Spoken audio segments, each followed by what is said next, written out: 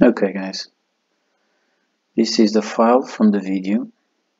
It's a 6-minute file. I think the video it's longer, but I only took the audio from the first 6 minutes. I haven't zoomed yet for you guys to see that this is the original file. So we are going to zoom to my whoop. This is my whoop here. This is those funny squeaks from the trees. This is me imitating the squeaks and whistling. Another funny squeak, and here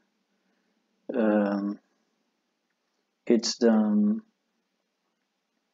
vocal, the strange vocal, that it's exactly the same that I've recorded at the Pyrenees 6 months ago. So let's hear it.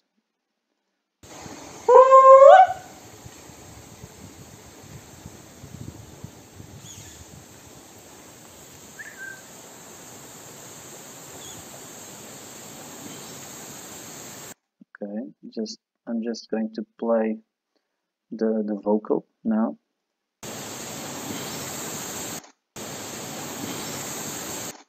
Continuously.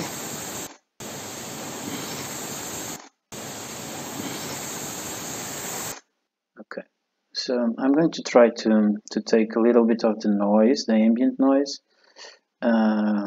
It could affect the audio and the sonogram, because it's done when it's done in a rude way, like I'm going to do, to be quick.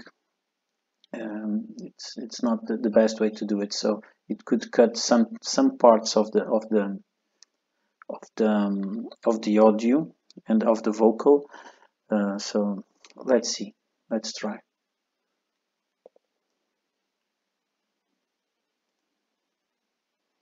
Okay, so now we are going to apply noise reduction.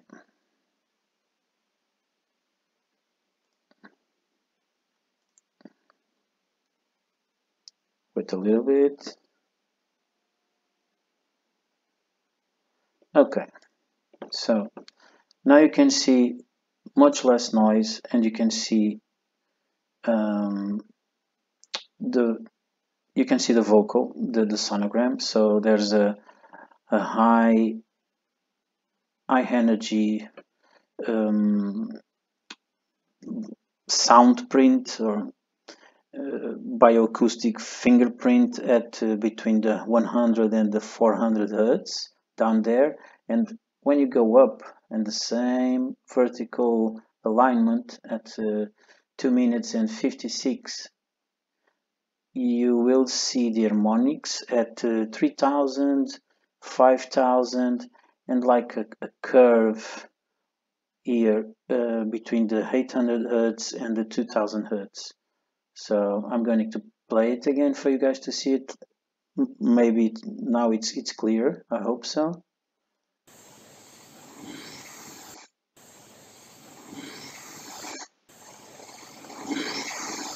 Okay, and now I'm going to amplify a little bit the sound, and maybe it turns a little bit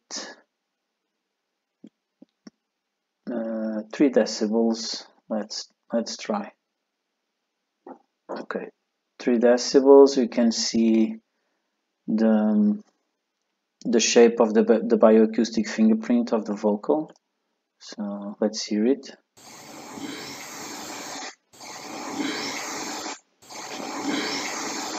Okay, let's a little bit more. See, this was recorded, as you guys saw in the video, in Portugal, more than 1,000 kilometers away from 6 months ago in the Pyrenees. And now I'm going to play it again, just for you guys to remember.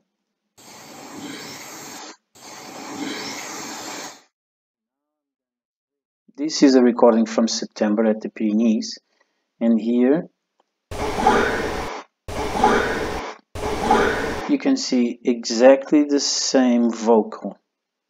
So a big fingerprint here with high energy between 200, 100, 400, as a upward curve between the 600, 800 Hertz till the 1500, and then some harmonics reaching 6000 Hertz, 7000 Hertz. Let's hear it again. I'm just going to apply noise reduction for you guys to hear it clearer. Okay, the same amount. Let's see. Okay, so now it's clearer. So let's listen to it.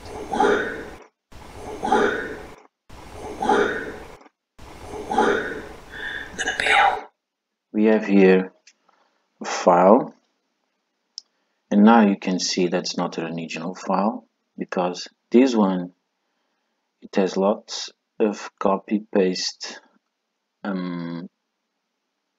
small parts that I have kept together and made a new file with the comparison of the vocals from September in the Pyrenees and the vocals from the habituation site number 1, Rendezvous site number 1 in Portugal. So as you can see, this first half with more orangish tone, it's without noise reduction. The bluish tone part, it's with noise reduction applied. It does not always is the better, and I will show you. So let's play it from the beginning.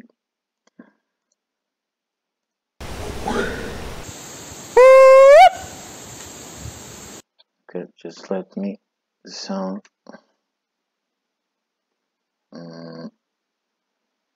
Okay, so now again.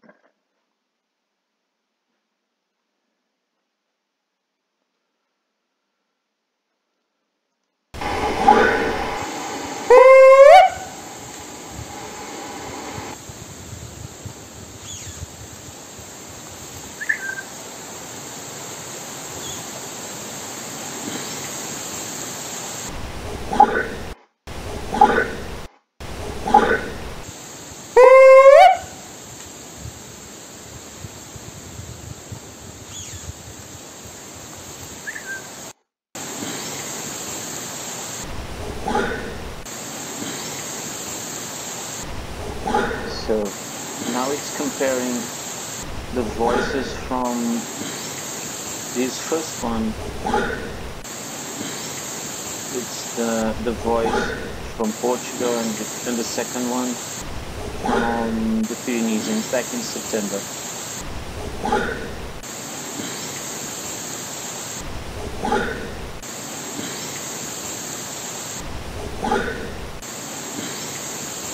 And now the clean version.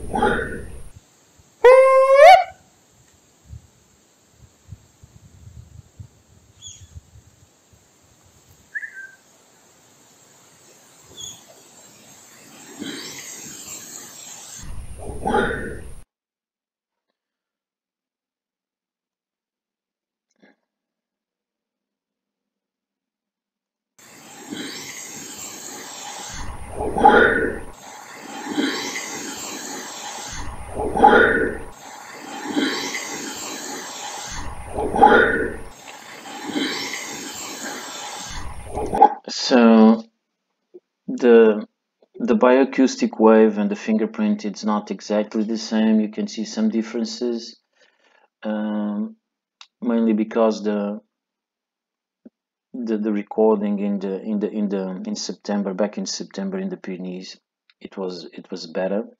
The as I did mention, by the time and when I made the video, I mentioned that something that was making those vocals seemed to be very close to the microphone, and the microphone it was on my wife's hand, so very close to hers. I would say 2 feet. Yeah, it's mind-boggling. But and these vocals came out more in a EVP fashion. The white noise was made by the leaves and the trees shaking because of the storm coming. So the vocals were not they are not well defined in the sonogram, but you can see them pretty clear that they are there. Mostly when I applied noise reduction, you can see that they are definitely there. It's not some kind of an audio pareidolia. So sound-wise, it seems to be the same thing, the same vocal, and it's a really strange phenomenon. It's a really strange phenomenon. So 1,000, more than 1,000 kilometers apart, I came with the same vocal. We can wonder if it's the same being that does that, the same Sasquatch. So if people still continue to think that Sasquatch it's merely an ape roaming the Pacific Northwest forests of North America or North America, vast regions, inhabited regions and forests, we will not go anywhere with that. This is a broader phenomenon. This is much more difficult to understand. It shifts our way of thinking. It shakes our human conception of the world. I would say that it would shake our human history also. So we will need to unite, and various sciences, various branches of science need to get together and to understand this phenomenon. People from whatever, immunology, biology, physics, electronics, the better, the more the better.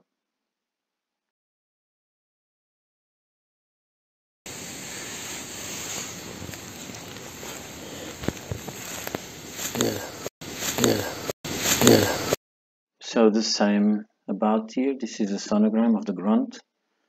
You can see the grunt with a very rapid harmonic type in the beginning. I will play it for you guys to listen, and then the other ones it's me speaking. So as you can see, that's not a montage, that's not a copy, it's the same ambient noise, the same file recorded at the place near the teepee.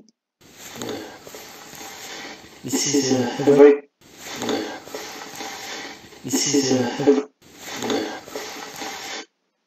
okay, so we are only going to hear the grunt now, a little bit louder.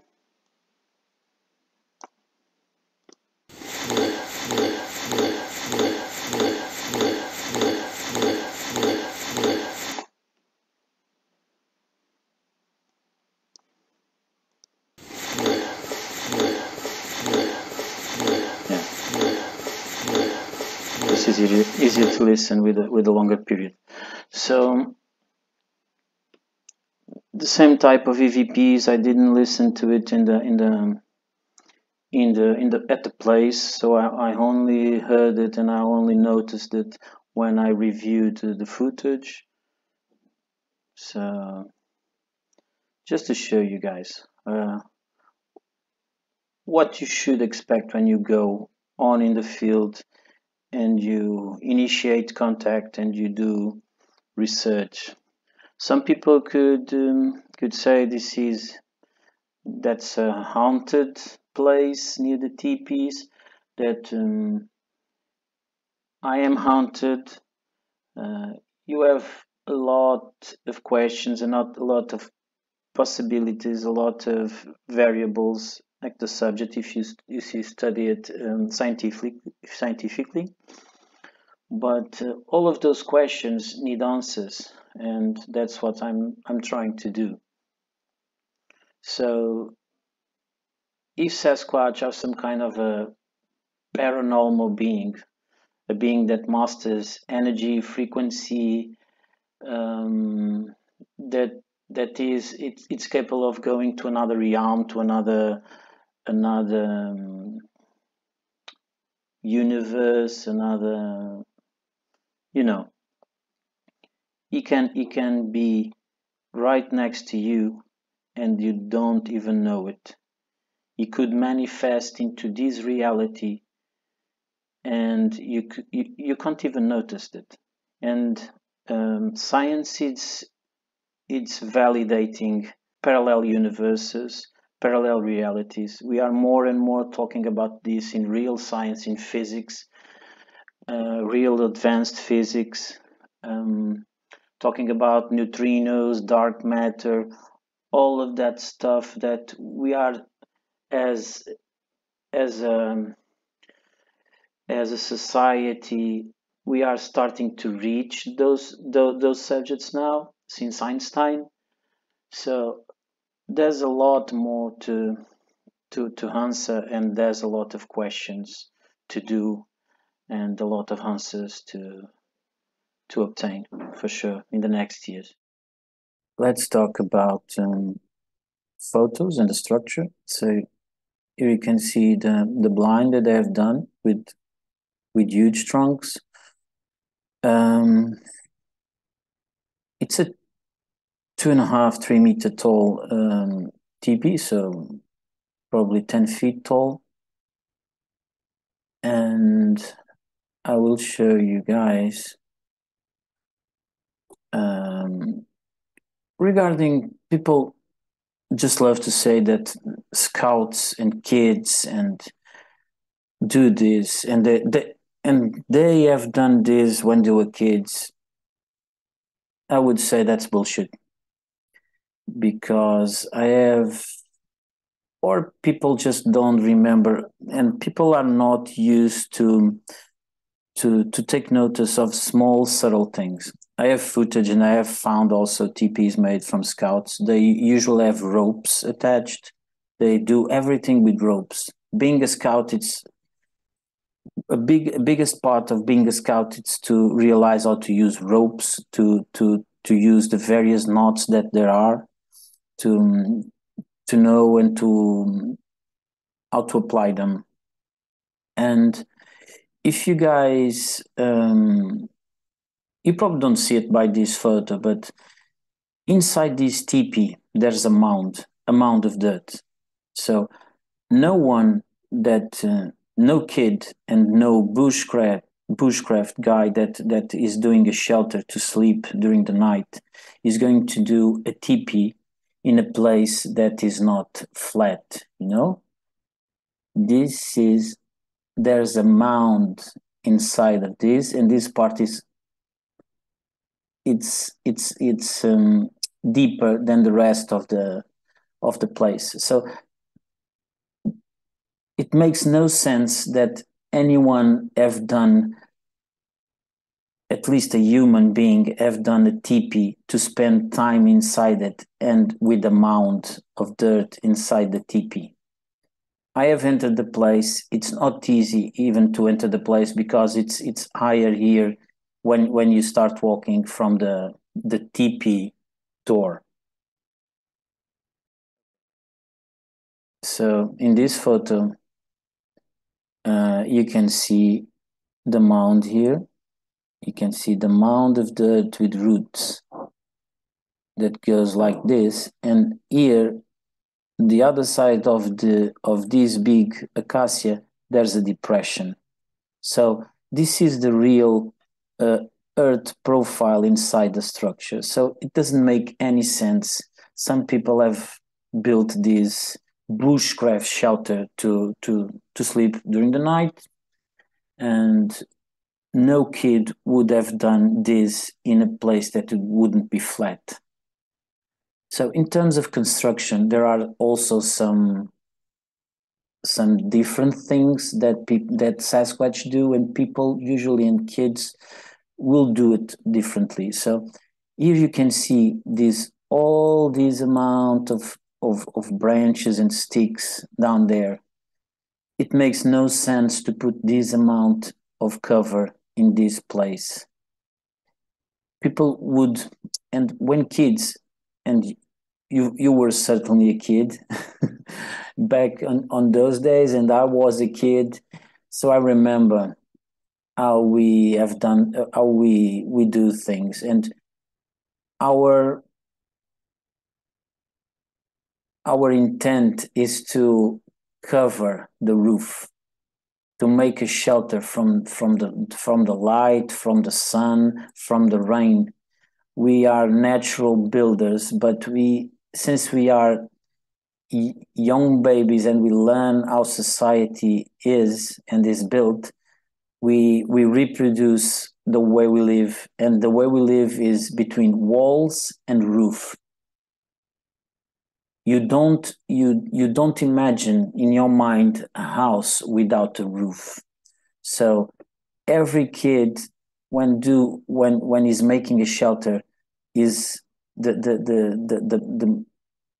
his preoccupation is about the roof. So all of the sticks that are here would be put in and will be placed over here to cover from the light. Okay? So this is another photo from another angle, and you can see here that there's a slope, there's the mound inside here, and let me show you better. So this is the mound, and all of this is a slope with like a depression, you know. So it's completely impossible for anyone to sleep here, to stay here, to play here, any kid. So completely different. And here, let me show you again with the help of this pencil, all of the sticks that are here, all of these branches were put here and not there in the roof. Sometimes I find structures that have these branches like here. It makes no sense for anyone to put branches here. It gets you no cover. It doesn't make any sense building it, you know, make any sense. So here you can see the mound.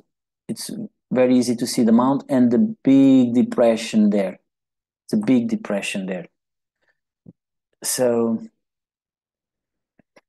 there are lots of places around here. So the other side of this fallen tree that is flat, there are lots of places where they could have built in a flat surface if there were kids, if there were people involved in this construction. There were a lot of, they would have chosen a flat place for sure.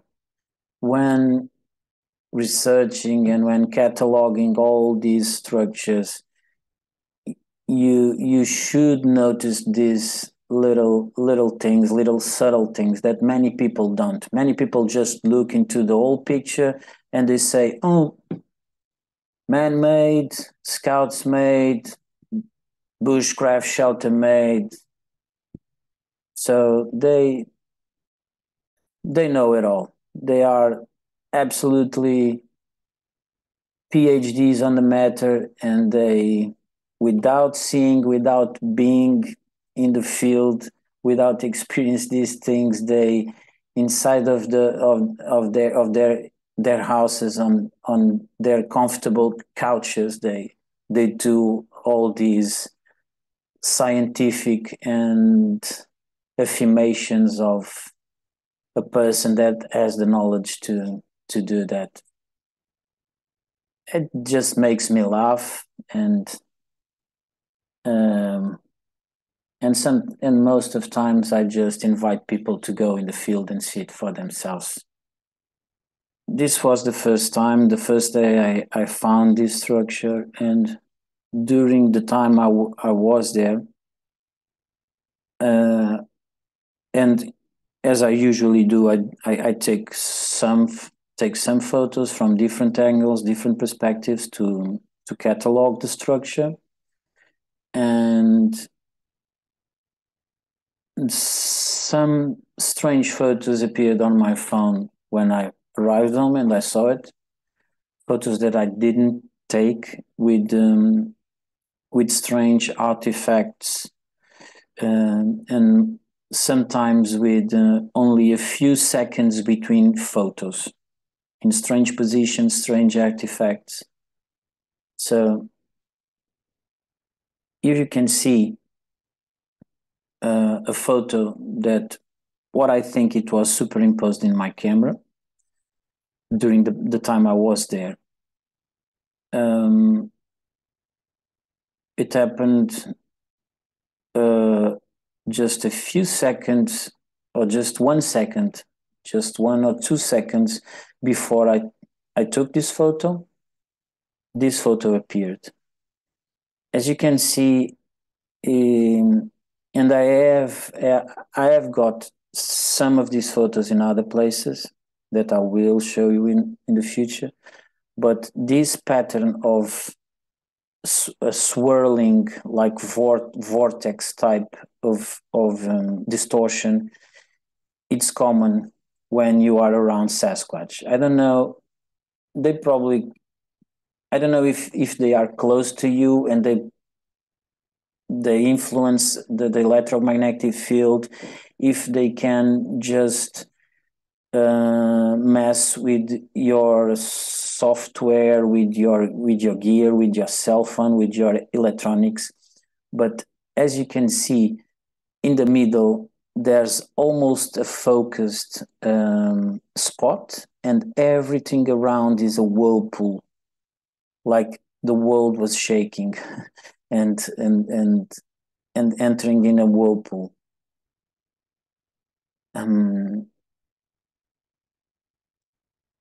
Like I tell you guys, there's a lot of strange things happening around when you are researching Bigfoot.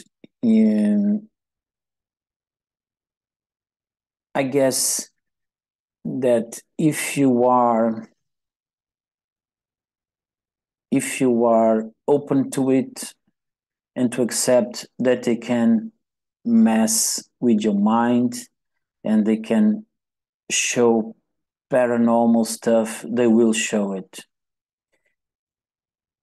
If you are a close-minded people, and I guess old-time researchers are like that, they love to pursue the Gigantopithecus aspect of the phenomena, and I guess that Sasquatch, even if Sasquatch is around them, I don't know if he gets into the trouble of showing those guys things that they don't really want to see.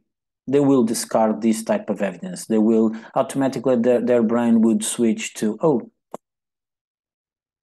I'm not going to look into it. Oh, I just took a photo and it was shaky. It was like that. They don't analyze the audio. They probably will tell that those EVPs are from the leaves, some strange voices from people far away. And when we pursue, when we research something, we have to be open to it. Science, it's not a thing between walls that you can look to the side. Science must look into everything that's data. You have to analyze data. You cannot put data aside because you don't believe it. That's not science. That's just you validating the way you want to go. That's not science. Okay? So just 2 seconds before this photo, as you can see. Another one completely out of. And guys, I'm almost a professional photographer. I do photography for a million years. And one of the things I know is that I have to keep my cell phone, my camera steady for not having shaky photos. So I don't do this. I have steady hands. I know that I have the steady hand to when I press the shutter. So I take innumerous photos with my cell phone, and I don't get these type of photos in other places unless I'm near teepees, unless I'm researching Sasquatch. So you can believe it or not. It's just the way it is. I'm just telling you.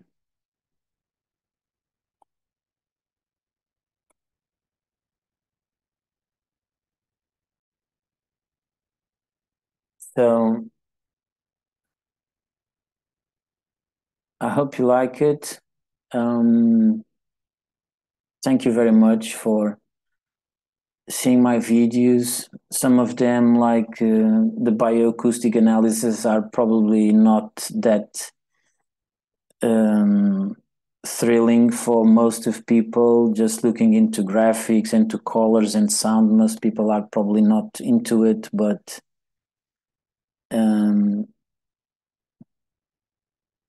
they will be very handy for people who are researching in that area. And probably most of you guys in the future are going to take notice in those other ways of researching Sasquatch. Okay? So thanks for watching.